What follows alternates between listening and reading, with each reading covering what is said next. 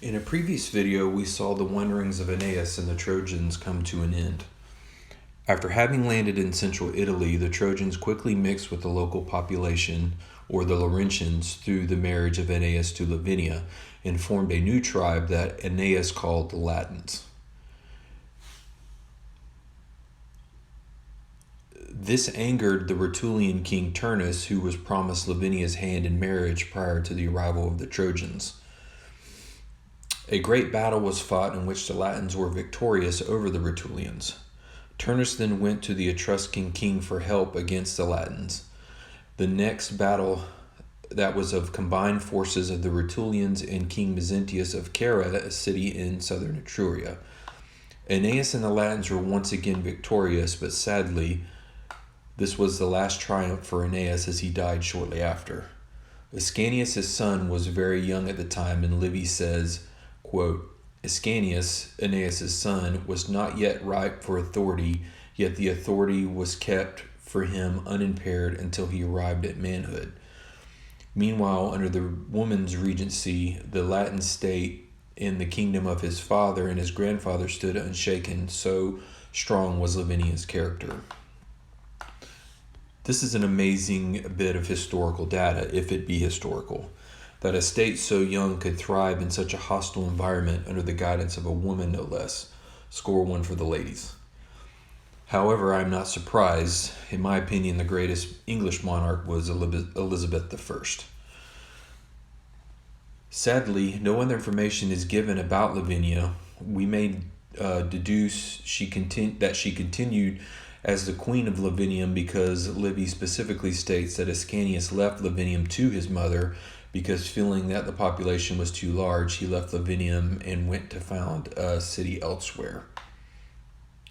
Now, regarding Ascanius' parentage, and more specifically who his mother was, Livy gives an alternative tradition that Ascanius' mother may not have been Livia, but Crusa, who was Aeneas' Trojan wife, and that she gave birth to Ascanius prior to the fall of Troy and the wandering of Aeneas.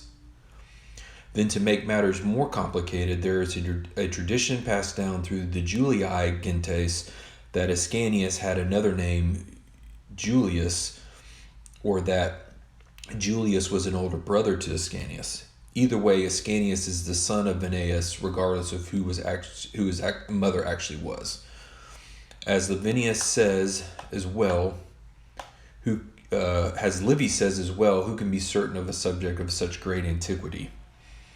As for the Julii tradition about Julius, well, this is a convenient fiction if you ask me. It was a common practice by later Romans claiming descent from famous people or attributing heroic deeds to ancestors that a lot of the time never happened. In the case of Julius, the Emperor Augustus could claim descent from Troy. He could claim descent from the founder of the Latin peoples, Aeneas, and from the goddess Venus, all with one person. Very clever. Livy probably heard this straight from the emperor because we know that they were close at one point. Livy is only reporting what the traditions are, so don't shoot the messenger. However, picking back up with the story, Ascanius founds a new city close to the Alba Mount along a ridge called Alba Longa.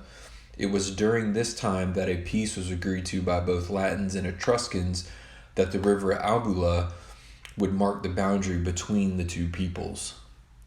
Now, the colony at Alba Longa grew powerful and strong to the point that the neighboring peoples, including the Etruscans, dared not tangle with the Latins.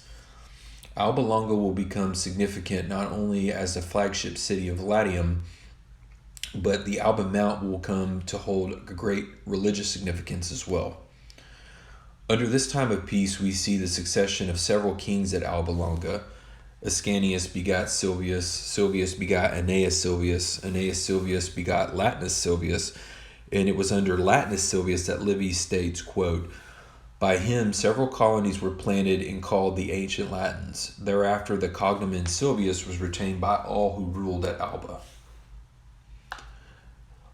Latinus begat Alba, Alba begat Attis, Attis begot Capys, Capys begot Capetus, and Capetus begot Tiberinus. Tiberinus ended up drowning in the river Alba and gave it its current name, namely the Tiber River. Tiberinus begat Agrippa, and Agrippa begat Romulus Silvius, and Romulus begat Aventinus, which Aventinus was buried on a hill in Rome, and today it is called the Aventine Hill. Aventinus begot Proca, and Proca begot Numitor and Amulius. It is here that our story really begins, in that through treachery the Roman state begins to take shape. Numitor, being the older of the two, was next in line to head the Sylvan state. However, Amulius had other plans. Not wanting to be passed over, Amulius forces his brother out of Alba and takes the crown for himself. According to tradition, Amulius then kills Numitor's sons and then forces Numitor's daughter, Rhea Silvia, into perpetual virginity by making her a Vestal Virgin. Numitor, being swift in his actions, takes the throne while simultaneously removing any potential future rival. Little did Amulius know that the god Mars was lurking in the background with different plans.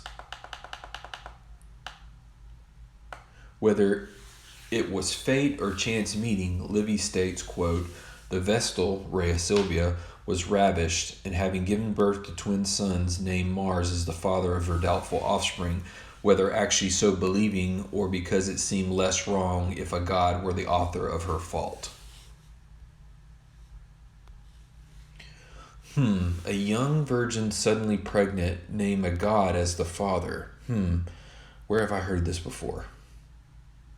Anyways, after having Rhea thrown in jail, Amulius has the twins and potential future rivals taken to the river to be exposed to the elements. According to tradition, a certain hand of the king took the infants to the Tiber and placed them in the water using a basket, being sure that the twins would drown or either be eaten by wild animals. Future leader of great civilization placed in a basket and set adrift. Sounds very familiar as well. Never mind. It must be a coincidence. However, as the story goes, the Tiber, being unseasonably high, carried the infants to a pool and safely to the shore, where the infants were tipped over onto dry land.